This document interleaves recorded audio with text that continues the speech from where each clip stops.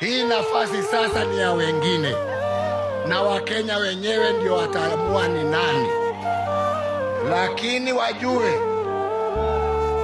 ya kwamba unajua kila mtu anaweza kusema anataka, lakini Mungu anaamua ni mtu mmoja peke yake. Wakitaka mema, wajaribu kutafuta njia ya kuungana, watembee pamoja na waheshimiane. Si ni kweli? Tumekubaliana.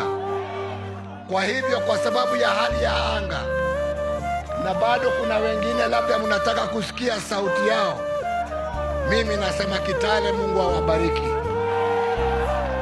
Mungu aendelee kulinda marehemu hayati kijana wa Malwa, aendelee kulinda familia yake, na aendelee kushikilia taifa la Kenya.